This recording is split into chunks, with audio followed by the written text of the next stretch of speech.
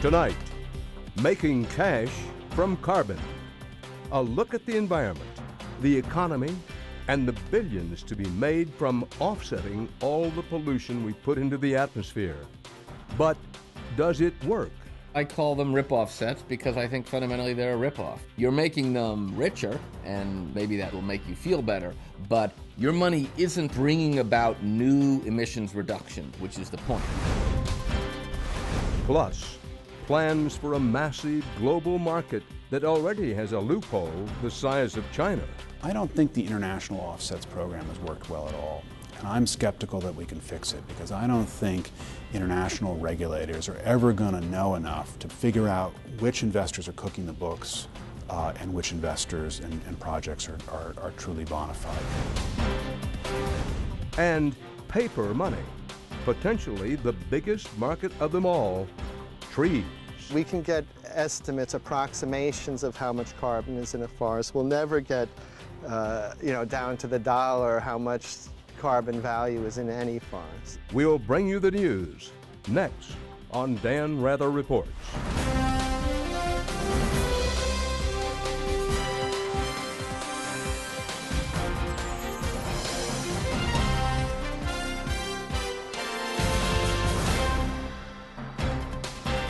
Good evening. If you thought the fight over health care reform was ugly and divisive, hold on to your hat. Members of Congress, lobbyists, industry executives, and interest groups are gearing up for a battle that may be just as brutal. The topic is global warming, and what is being debated is a complicated new system called cap and trade. Simply put, polluters will have to buy and sell the right to pollute in a new type of commodities market worth hundreds of billions of dollars.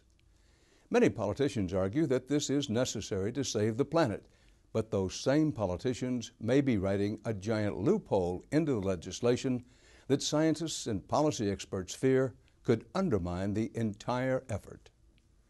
Tonight we bring you a months-long investigation into this potential loophole, an investigation that stretches from the factories of China to the coal plants of Germany to the rainforests of the tropics. But we begin with an explanation of offsets and how they work. A good illustration happened this fall at a wedding in Pennsylvania with a young couple who just wants to start their life together in an environmentally friendly way.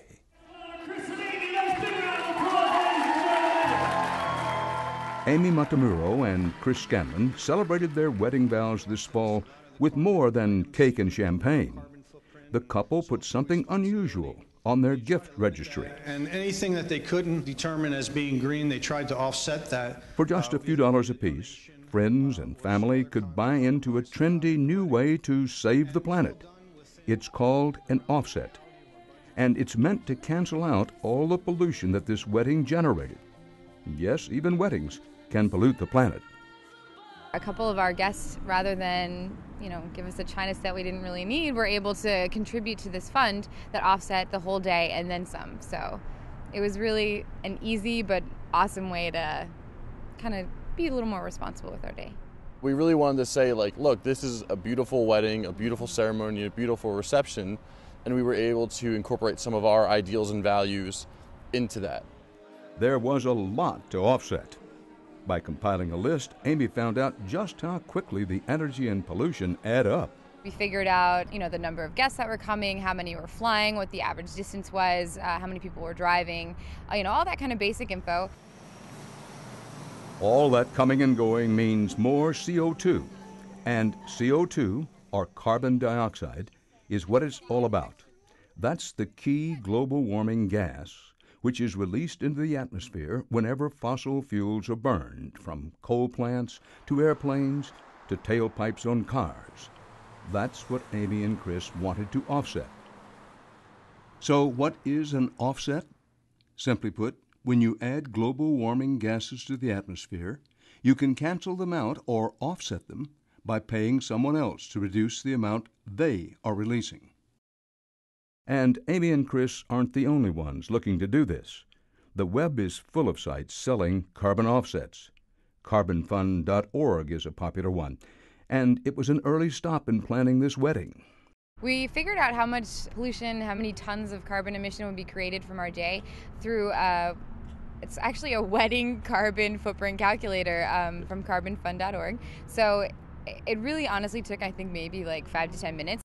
This wedding, according to the calculator, would emit roughly 10 tons of carbon. That's about 200 times more than an individual would use in a typical day.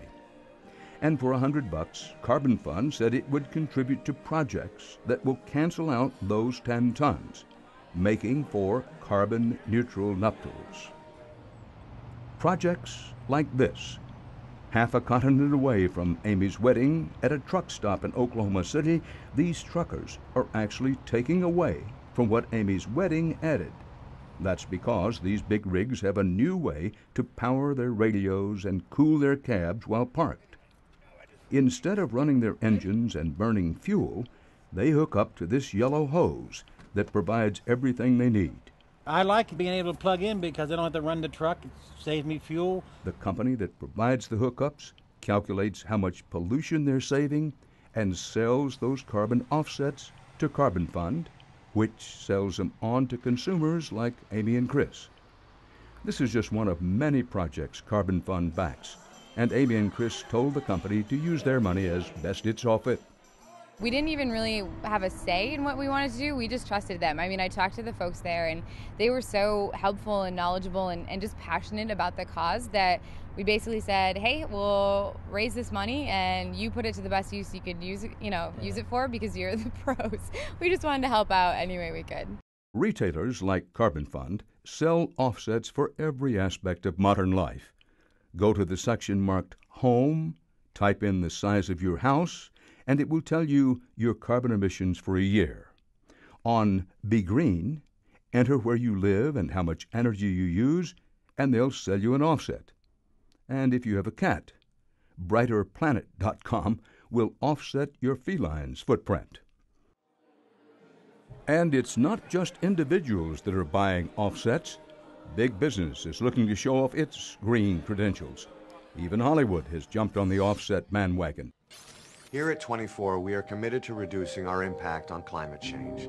While on TV, Jack Bauer is keeping the country safe, Kiefer Sutherland and the program 24 are buying offsets to keep it green. Then there's the NFL. They bought offsets for the carbon needed to light the Super Bowl.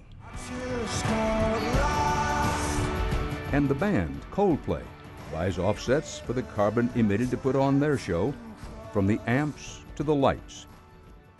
You can even buy offsets at this airport kiosk in San Francisco to offset the pollution from your flight.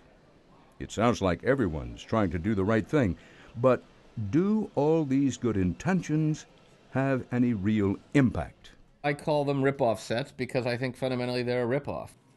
Joe Rahm, a former energy official in the Clinton administration, is an expert on climate change with the Center for American Progress, a progressive think tank.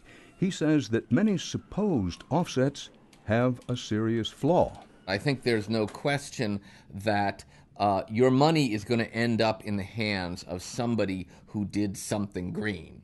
But I think the biggest problem is that most of the money is going to the hands of people who were already doing it. So you're not actually changing anything that happened. They were running their windmill, they were running their biogas digester for years in some case before your money showed up. So you're making them richer, and maybe that will make you feel better, but your money isn't bringing about new emissions reductions, which is the point. And it is a key point, if a complicated one. The only way this system works is if a person buying offsets helps change the status quo. That means if pollution goes up somewhere, it has to be reduced somewhere else. For example, the company that provides these hookups told us they couldn't do business without people like Amy and Chris buying offsets. That's how offsets are supposed to work, changing the status quo. But it's a different story at this offset project. This landfill in southern New Jersey didn't change the status quo. So we're on top of the landfill here. Right. Right. And what is this making this? This is a typical landfill gas well. Gary Conover oversees this county landfill, which has a system to capture its emissions of methane, a byproduct of rotting trash. You dug the well down. Yep. Right down into the landfill. It's Yep. collecting the methane gas. As it's produced, it comes up. And it's being sucked up to the top and then sucked right on through over to the main facility. Yep. And how many of these wells do you have? 80. We have 80 of these wells. If we didn't collect and control the gas, it's 21 times more destructive than CO2. So it's a very, very potent gas. Because methane also causes global warming, this landfill has been allowed to sell offsets for keeping it out of the atmosphere. But that's not why they started collecting the methane 3 years ago. You take the gas and make it into electricity? Yes. Do you make money for the facility? You make money out of the arrangement? Oh, yes. It makes enough to be worthwhile? Oh, yeah. It runs down in here, comes through here, right? Yep. Through the knockout pot. The electricity alone was worth about $1 million to the landfill last year. But Conover and the county are getting paid twice. If you look at his books, you'll see payments that have totaled around $150,000 from something called the CCX. That stands for the Chicago Climate Exchange. There's no trading floor, but around the country, traders have bought and sold millions of offsets on the CCX, and some of the credits are coming from this landfill. Conover found the landfill was eligible for these credits because it wasn't mandated by law to capture the methane. We were surprised. It was literally like finding found money. This is something we're going to do anyway. Let's take advantage of this. This one was for $28,350. It was transferred to Chicago Climate Exchange. That's our net after their fees on March 5th. Conover's landfill now gets regular checks from the CCX for thousands of dollars. Then the CCX sells Conover's offsets on its exchange to retailers like Carbon Fund, which in turn sell them to consumers like Amy and Chris. But the question remains, is any of this helping the environment? Offsets are supposed to, they're designed hopefully to change behavior. Yes. But the question is, for you, this is just business as usual. You'd be doing this anyway. So in that case, put that way, yes, it's found money to us. Like any good businessman, Conover's just taking advantage of an opportunity to help his company's bottom line. What he and his county are doing is legal and, for them, sound business practice. But all the money he's getting from people buying offsets isn't reducing the amount of carbon in the atmosphere by 1 ounce. So here at the landfill, funds from polluters didn't change the status quo. There are no emission reductions to cancel out what polluters like Amy and Chris added to the atmosphere. American consumers are spending millions of dollars on offsets, but the market is unregulated, and no one really knows how much of that ends up really reducing emissions. A dizzying array of groups using a variety of criteria have sprung up to try and bring order to this market. Still, some use more strict standards than others, which led a recent Government Accountability Office report to conclude that consumers end up with limited assurance of credibility. In an unregulated market, when you buy an offset, you have no idea what you're buying. And so you are buying the equivalent, maybe a simpler analogy is just a junk bond. You don't know whether it has any value or not. So, that's why I say, this is caveat emptor. Let the buyer beware. Carbon Fund told us it relies on third-party verifiers to ensure the credibility of its offsets. Verifiers like the online carbon exchange CCX, the one that is paying money to the New Jersey landfill. CCX founder Richard Sander says all these issues are just minor hiccups along the path to a fundamental rethinking of how the world views and prices carbon. I talked to a landfill operator in New Jersey, and he said that he was already making money selling methane from rotting trash before he was approached by your exchange offering to sell his offsets. Now, there have been numerous reports of landfills selling credits on the exchange for reductions in the emissions that they were already making. Yeah. Is that true? Yeah, it's a thorny issue. We have a rule that says if you're not forced by law to do it, then you can get credit. It is controversial because you want to motivate behavioral changes, and you're sending a signal that you can make this additional money. Alternatively, people say you're doing it anyway, and so it has no value. But it's a question, does it have value at the margin? Let me make sure I understand here that your argument is, look, whether it helps the environment on a balance in this particular case of this landfill operator, that others will see this and say, you know what, I think there's a way to do this and to improve my business, and that will eventually affect the environment for the better. So at base, you don't see anything wrong with this? No, not at all. I think it motivates changes of behavior. And Amy and Chris told us they were satisfied with their offsets, whether or not they actually erase their carbon footprint. While I understand, we certainly want to make sure all our emissions were offset, we believe that anything that can be done to raise awareness or encourage people to seek out information on their own, whether this particular project that Carbon Fund was doing was actually offsetting or wasn't, or, that wasn't the most important part to us. It was really the awareness raising and like I said, trying to have a teachable moment. Because we want to know that down the line when we have kids, we want this world to be just as good, or if not better, for them when they have their wedding. For consumers like Amy and Chris, and even for a voluntary carbon exchange like CCX, raising awareness and spurring change may be enough. But Congress is considering using offsets as part of this country's comprehensive approach to global warming. Whether these offsets will work on a massive scale is the next part of our investigation. The offset market goes global when we return.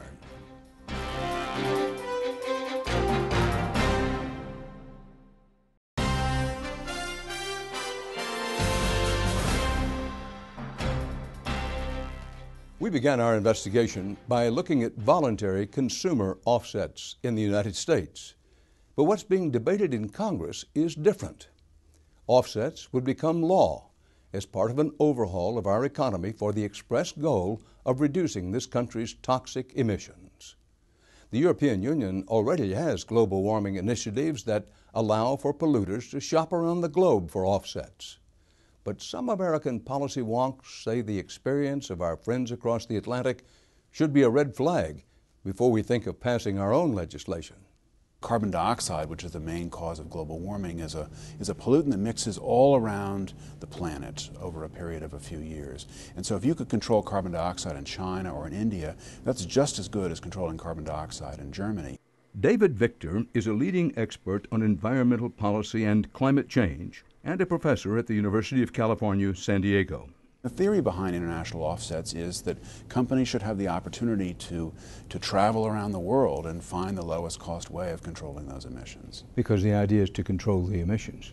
Absolutely. The whole concept of carbon offsets, or offsets, any kind of offset, is a zero-sum game. Stanford Law School's Michael Wara studies international offsets and has testified in front of Congress on the pitfalls they pose. Emissions are reduced in one place so that they can be higher in another place, and the net is no change. That's if everything works perfectly. But if things aren't working perfectly, if emissions aren't really different where the credit is being generated, then emissions are higher in the net. And that's why Wara and Victor are worried about what's pending in the U.S. Congress. Even before lawmakers started drafting the latest climate legislation, Victor and Wara studied how offsets were playing out on the world stage. And what they found was sobering. Is it working, or is it a lot of hooey? I don't think the international offsets program has worked well at all. And I'm skeptical that we can fix it because I don't think international regulators are ever going to know enough to be able to go inside China or India and figure out which investors are cooking the books and which investors and projects are truly bona fide. And there's no better place to see the problems with offsets than China.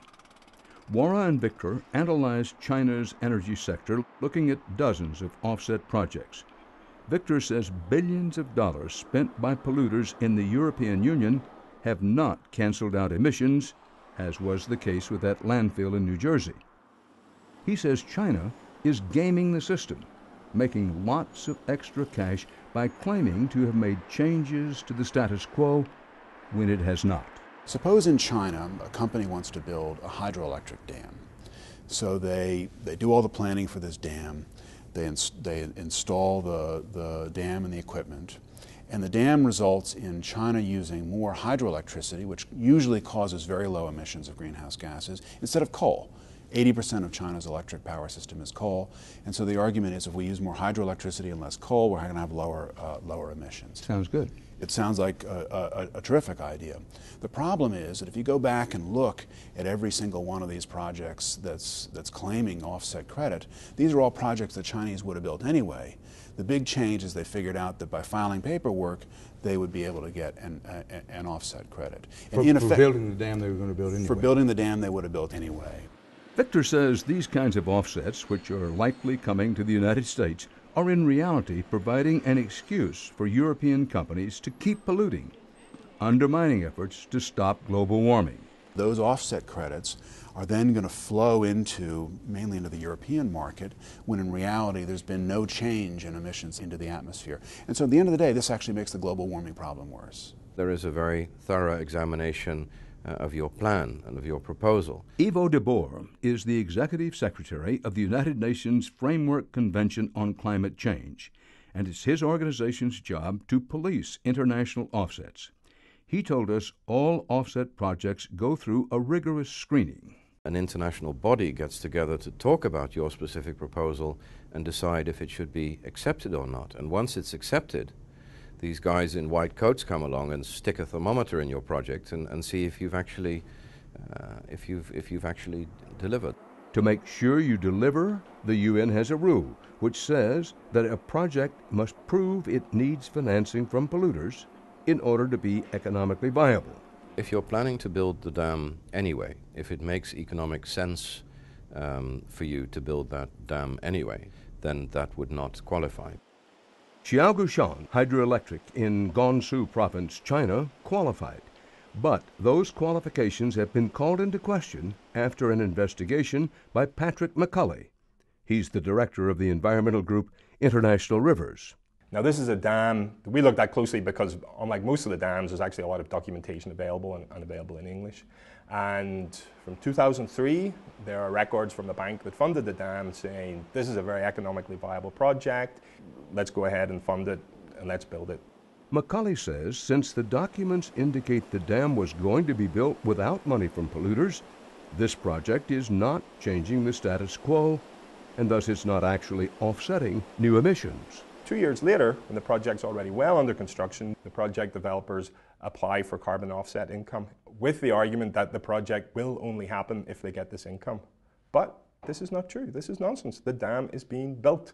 They don't need this income. Yeah, it's a few, maybe $5 million a year extra for the developers, you know, a nice bit of cash to put on your profit line. But is that necessary for the dam to be built? No, the dam's already being built. But the dam is already selling offsets. German power producer RWE is one of the companies buying them. RWE's plants burn lignite, the dirtiest coal. With offsets from Xiaogushan, RWE can now burn more lignite. Every year, Xiaogushan offsets will give EU companies permission to put an extra 300,000 tons of carbon dioxide into the air. That's like putting an extra 50,000 cars on the road. International Rivers says the Gansu plant in China, the plant was approved by the United Nations, they say, despite the fact that loan documents show it was being built because it made economic sense. Do you know about that case?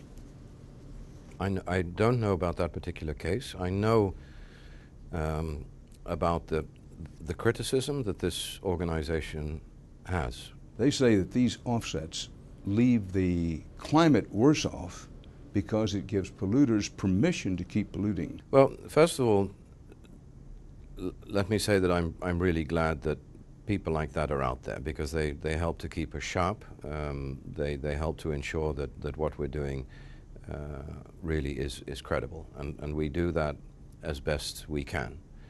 We go into the documentation of the project. We examined whether it would be viable under normal market standards.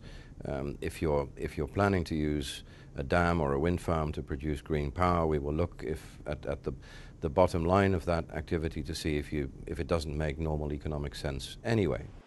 The UN says, after a thorough investigation of the Chinese dam, that they found it qualifies for offsets.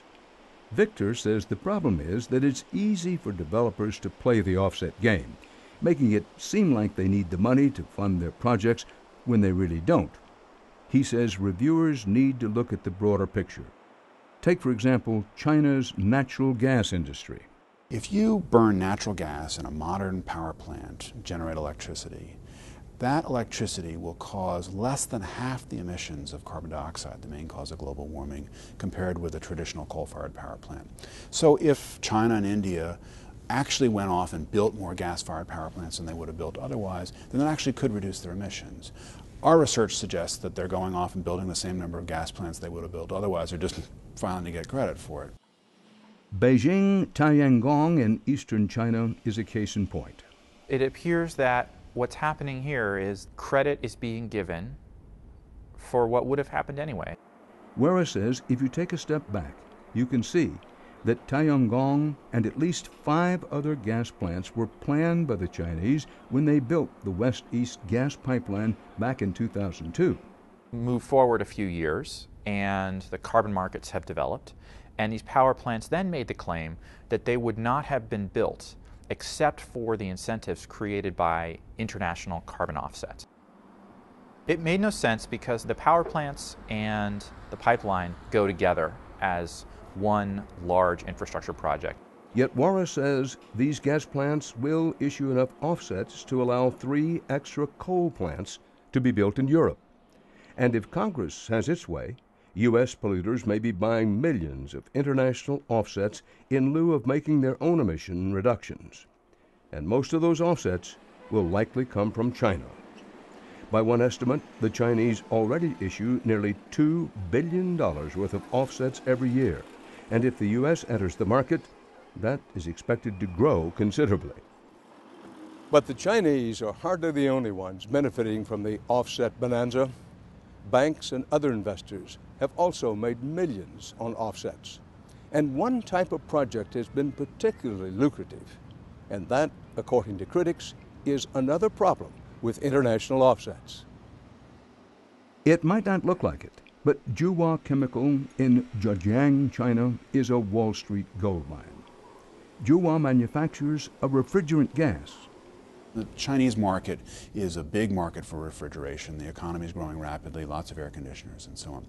A byproduct of those industrial gases is a nasty chemical that when it leaks into the atmosphere causes an extraordinary amount of global warming. It's thousands of times worse than carbon dioxide. That byproduct is called HFC 23, and because it's a greenhouse gas thousands of times worse for the climate than CO2, its cleanup generates thousands more offsets. For small amounts of money, an investor can put a piece of technology at the end of the pipe that eliminates a byproduct that causes a lot of global warming. Morgan Stanley and Deutsche Bank are 2 of a number of investors that paid for the technology to destroy that byproduct at Juhua. In return, these banks will end up with carbon offsets, which they can take and sell on the carbon market. For every dollar they invest in the cleanup, they can make up to 10 times that in profits. Well, I call them earning windfalls. Windfalls a misuse of that word? No, it's a windfall. It's a huge windfall. The UN's DeBoer believes that it's a price worth paying. If I can go to China and make a rubber duck for 2 cents and then sell it to you for $2, am I a criminal or am I a good businessman? Yes, huge profits are being made. One study called these offsets, quote, a massive waste. But in the absence of this mechanism, there would be no legal or economic incentive for the company in question to destroy that byproduct. It would be emitted into the atmosphere. And here we're talking about incredibly potent greenhouse gases. So what do you want to do? Let's not reward him and accept the fact that a really disastrous gas is going into the atmosphere. But Wara says another problem with the outsized profits is that they give producers a perverse incentive to make more waste in order to sell more offsets. Very early on, it was recognized that companies would essentially start running their factories in order to produce waste, in order to capture it, destroy it, and produce carbon credits. UN regulators have acknowledged the problem with HFC 23 and have refused to approve offsets from newly built refrigerant plants. But Wara believes older plants have cleverly adjusted their manufacturing process so they can make more money off the waste. By tuning their plant, essentially tinkering with the chemical reactions that produce this refrigerant gas at an industrial scale to produce more of the waste, less of the refrigerant. Up until recently, at least 50% of all international offsets came from projects like these. But Victor says the bigger problems now are those dams, gas plants, and other large infrastructure projects that are gaming the system. It's very clear that those investments absolutely would have occurred anyway, and it is the really fundamental problem because it is, in effect, a kind of fraud. There have been a number of reports that there are problems with the way the projects are evaluated. Is that true? Absolutely. There are problems with the way in which projects are evaluated because you almost need a time machine to get it right. De Boer concedes that some projects get through that maybe should not, but he maintains UN standards are much better than some critics would have you believe. I think that there may be a handful of projects that should have not made it through the system. Aside from purchasing lie detectors, we're really doing the best we can to be as secure as we can. Do we get it 100% right? No, we don't. I'm sure that we make mistakes, and I'm sure that we will make less of them over time as we learn from those mistakes. Victor and other critics agree that screening projects can be extremely difficult, and that's why he says more than just a handful of what he calls bogus offsets are entering the system. It's hard to know exactly what fraction of these credits is bogus. My best guess is that something like half of these credits absolutely do not represent reductions in emissions beyond what would have occurred otherwise. And depending on how you do the numbers, that fraction could be as high as 2/3 or maybe even higher than that. Well, that's a lot of bogus. That's a lot of bogus. Victor believes the international offset market must be subject to much stricter regulation before Congress even thinks about making it a part of its global warming legislation. When we return, our investigation tackles what will likely be the largest group of offsets. You may be surprised to learn we won't be looking at factories and power plants, but rather forests and farms. That part of our investigative report is next.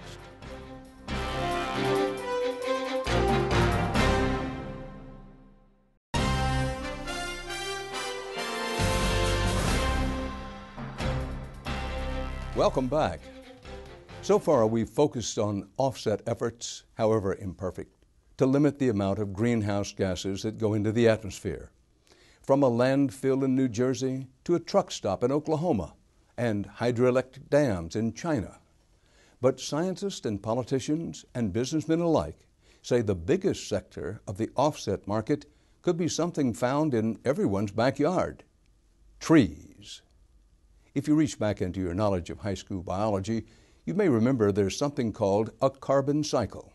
In other words, not only do we put carbon into the atmosphere, there's a process by which it's pulled out. Simply stated, plants, be they giant redwoods or ocean algae, need carbon to grow. The more plants on Earth, the less carbon in the atmosphere. Soil, trees, cropland, all things we've taken for granted, suddenly have a whole new value. It's a gold rush in green. But some scientists say relying on plants to rescue our planet could be the equivalent of fool's gold.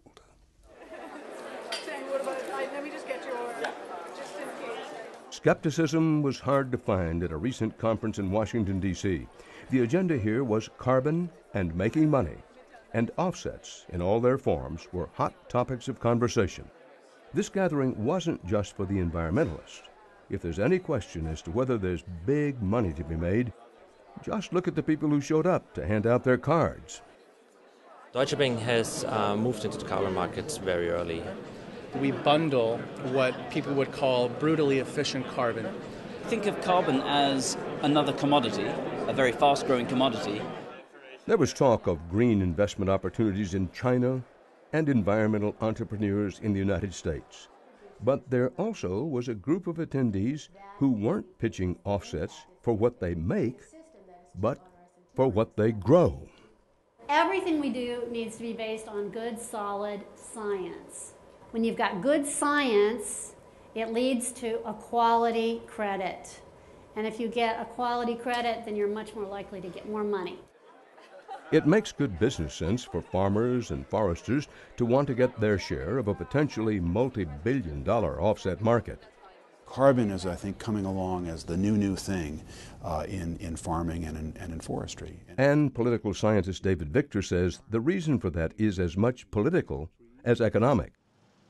While the buzz in the D.C. Convention Hall was about counting profits, the concern in the halls of another Washington building is all about counting votes.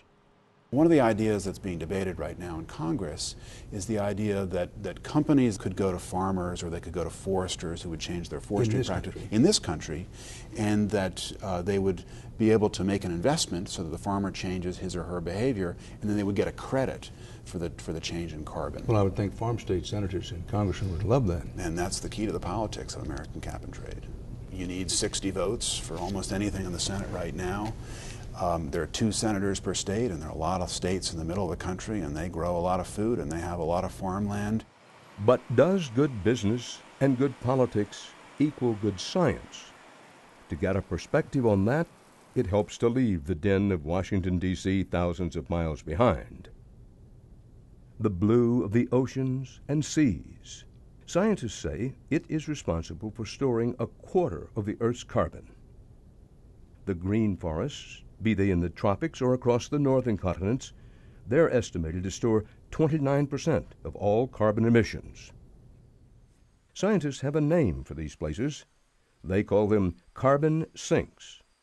And for much of human history, sinks were more than enough to keep our planet in balance. And there was a lot of room for error. But all that has changed as the burning of fossil fuels has exploded around the globe, and as tropical rainforests, major carbon sinks, have been turned into one of the largest sources of global warming. Deforestation accounts for 20% of greenhouse gases, more than all forms of transportation combined. Now, with the planet heating up and everyone trying to put dollar values on their carbon footprints, it's vital that we know exactly how much carbon sinks are saving. It turns out that's not so simple. Different regions of the planet have very different kinds of land cover. Some are forests, some are cropland. But even within forests, there are different kinds of forests, and we want to know how different forests are taking up carbon at this point or releasing carbon if they happen to be a source. It's a sunny afternoon in Central California, and Mark Fisher, a scientist from the Lawrence Berkeley National Laboratory, is working with a team from the National Oceanic and Atmospheric Administration. Do a little bit of up and downs, try to get in and out of the boundary layer a little bit. We can do that, okay. Sure, no problem. They're studying how carbon dioxide, methane, and other greenhouse gases move between the atmosphere, oceans, soil, and trees.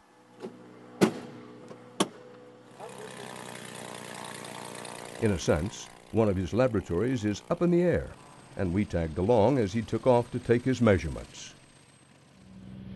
California is a good model for measuring the role of plants in capturing greenhouse gases because of its varied terrain.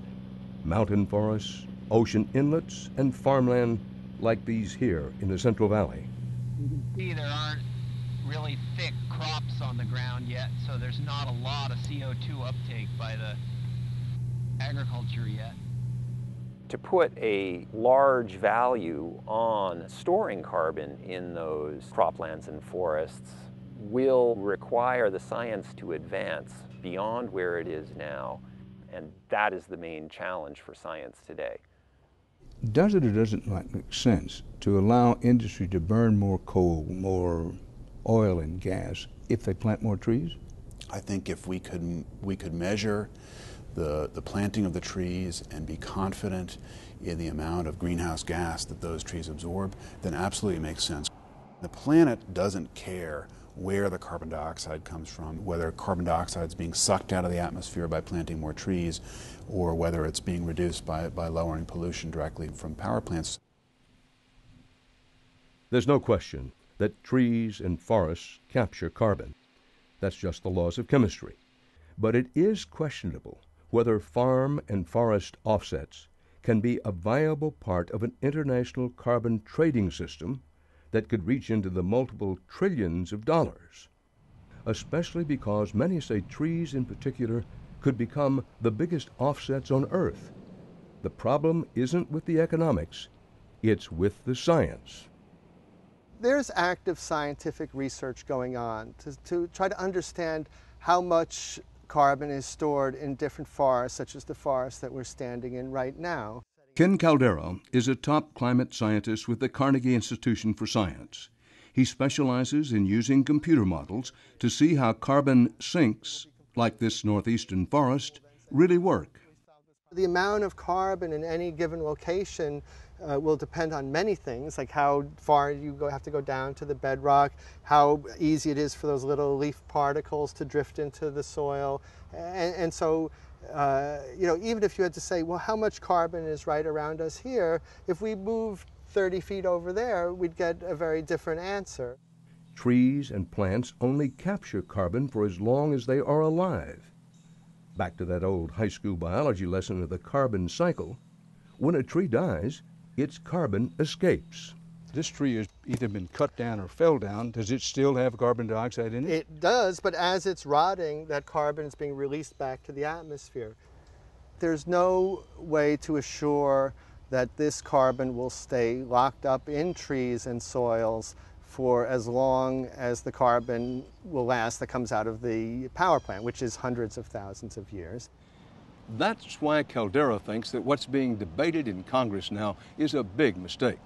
He says the politicians are basing their arguments on some very shaky science. But those lobbying for turning forests and farms into valuable offsets hear the criticism from scientists like Caldera and counter with this. Sure, individual trees die, but healthy forests live on. And while we can't know exactly how much carbon is stored in any given acre of forest, we can make educated guesses and factor in for margins of error. But Caldera's recent research has caused a firestorm that could cost American foresters billions of dollars in the offset market. That's because, he says, when it comes to trees in the north, they may actually increase global warming. We had published a study saying that, well, forests in northern areas strongly warm the earth. Well, you can imagine this warmed the hearts of foresters in Canada. And, I got threatening phone calls saying, how could you say that, these forests are warming the earth? Caldera's findings center around this surprising conclusion. On the one hand, trees cool the earth by absorbing carbon. Nothing surprising there. But trees also affect the temperature by absorbing or reflecting light. And Caldera found that on average, northern forests absorb sunlight and actually warm the planet. Caldera says that while his research may be bad news for northern foresters looking to capitalize on carbon offsets, it gives added support to those who say the tropical rainforests cool the planet.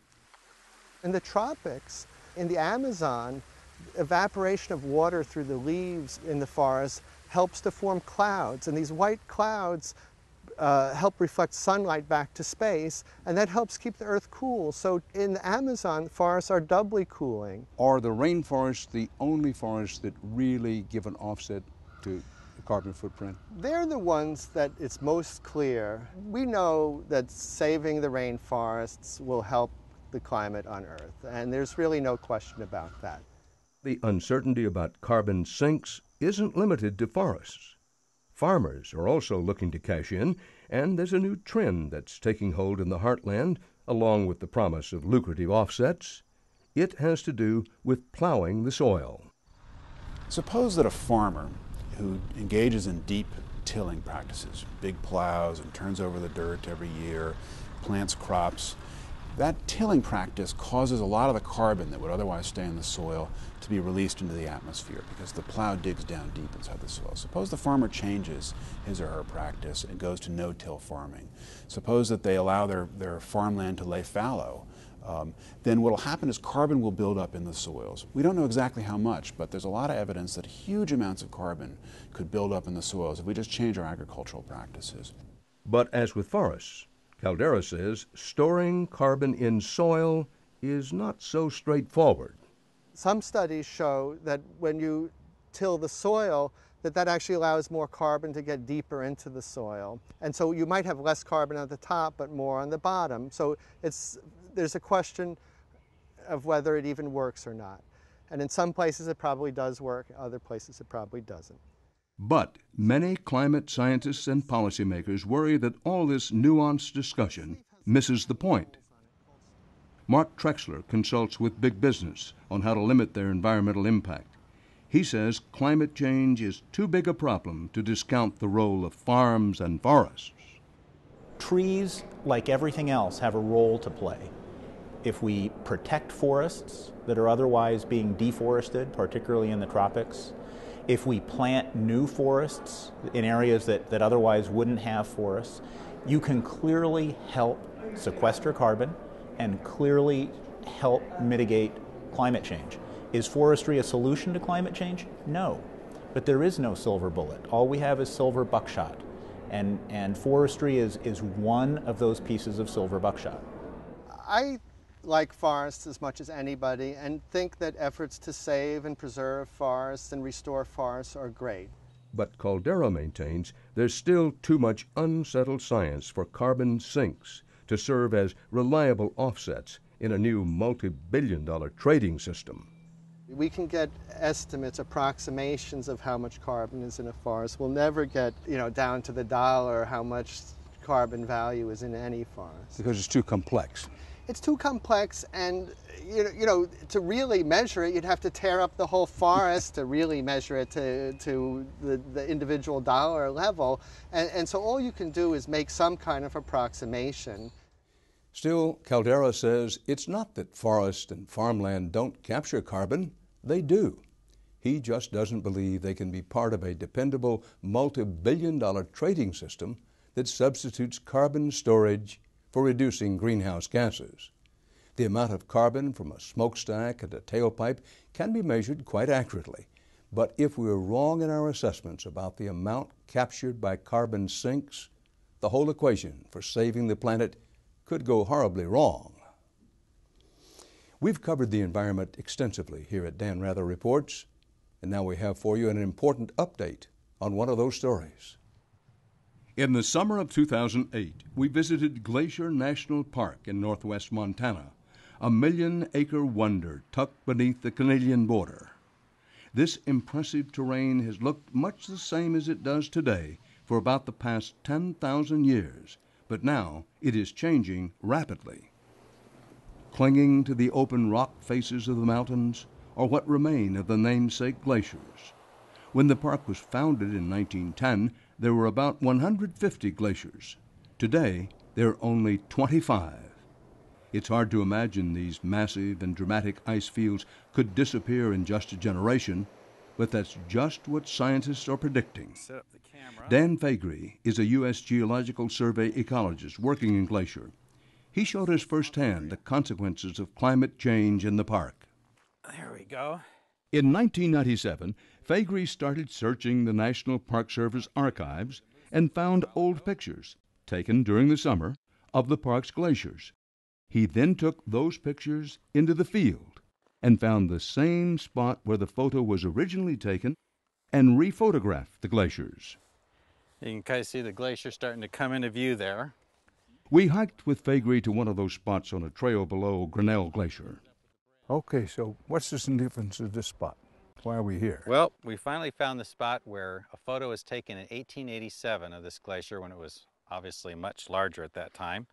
And you can see simply from these 3 photos here that this vast field of ice here, where everything was all connected and went almost to the tops of the mountains, started getting thinner by 1920, but in particular, in the last 78 years here, it's completely disappeared. The lower part is completely gone, the upper part's separated, and you can see how thin it's become.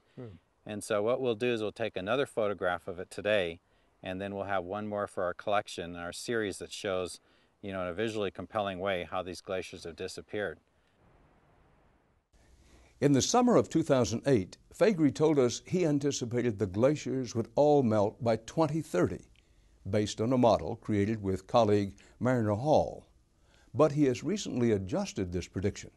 Faegre tells us the temperature rise in Glacier National Park has been twice as great during the past 17 years as he initially calculated, and he now thinks the glaciers will essentially be gone in just 11 years, by 2020.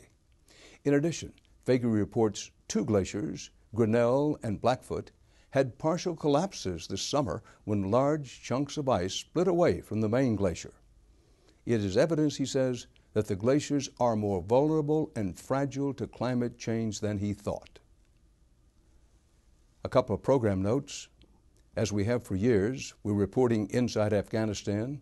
We'll have news stories coming out of there soon. We're also following up very soon on our investigation into the trucking business. But that's our program for tonight. From New York, for HDNet, Dan Rather reporting. Good night.